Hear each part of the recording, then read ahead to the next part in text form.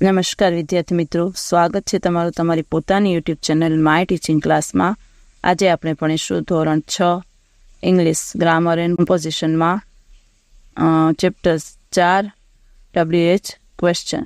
ચાલો વિદ્યાર્થી મિત્રો, WH ક્વેશ્ચન એટલે જેટલા વુ, વોટ, વેન, વેર વડે જે પ્રશ્નાર્થ વાક્ય બને છે એના વિશે આપણે આજે ભણવાનું છે.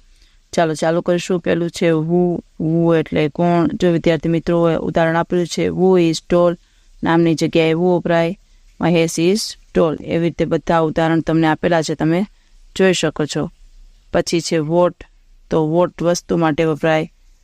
કોઈ પણ વસ્તુને નિર્દેશ કરવા માટે વોટ વપરાય. What is mister Shah. Mister Shah શું છે? તો mister Shah is a teacher. શ્રીમાન શાહ શિક્ષક છે. વોટ સમય, દિવસ અને તારીખ જાણવા માટે પણ વપરાય છે. જો what time is it is નાવ, એટલે અત્યારે કેટલા વાગ્યા છે? તો ઇટ ઇઝ 10:30 નાવ, 10:30 વાગ્યા છે. એ રીતે ઉદાહરણ આપેલા છે. પછી છે વિચ. વિચ એટલે કયું અથવા કઈ, કોઈ પણ વસ્તુ દેખાડવા માટે આપણે વિચ વાપરીશું. Which is your favourite game. તમારી પ્રિય રમત કઈ છે? તો cricket is my favourite game. ઉદાહરણ આપેલા છે. પછી છે વેર. વેર એટલે ક્યાં, કોઈ પણ સ્થળ દર્શાવવા માટે વેર વપરાય છે. Where is Asha. Asha is in the kitchen. જો વિદ્યાર્થી મિત્રો ઉદાહરણ આપેલા છે એ રીતે તમે જોઈ શકો છો. પછી છે વેન. તો વેન ક્યારે વપરાય? તો કે સમય દર્શાવવા માટે. When do you get up. તમે ક્યારે ઉઠો છો? તો I get up at 6 o'clock in the morning. આ ઉદાહરણ બધા આપેલા છે. ચાલો વિદ્યાર્થી મિત્રો એક્સરસાઇઝ ચાલુ કરીશું. પહેલો પ્રશ્ન છે વુ, વોટ કે વિચ વડે ખાલી જગ્યા પૂરો. તો પહેલામાં આવશે વુ ફોલ્સ ડાઉન. બીજામાં what does the little one say. ત્રીજામાં which bicycles does he buy. ચોથા વોટ ઇઝ રેશમા. પાંચમામાં who are on the sea shore. છઠ્ઠામાં which story books have you. સાતમામાં which book do you like. આઠમામાં what is Sudha's father. નવમામાં who rings the bell. દસમામાં what is that.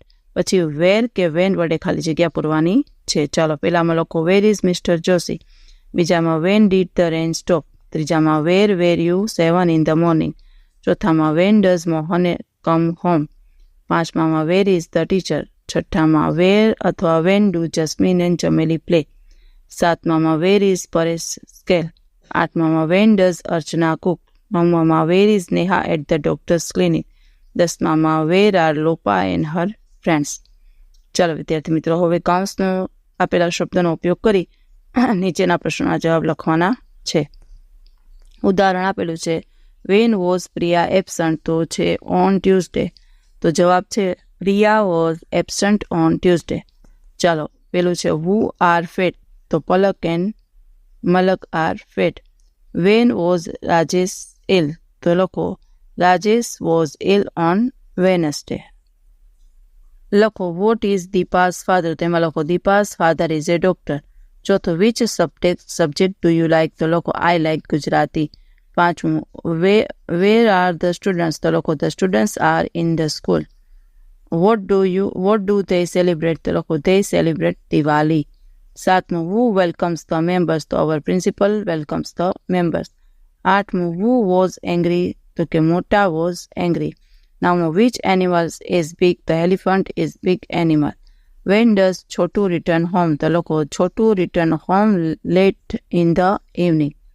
ચાલો વિદ્યાર્થી મિત્રો આજના વિડીયો લેક્ચરમાં આટલું જ. જો તમને વિડીયો ગમ્યો હોય તો લાઇક કરશો, તમારા મિત્રો સાથે શેર કરશો અને મારી ચેનલને સબસ્ક્રાઈબ પણ કરશો.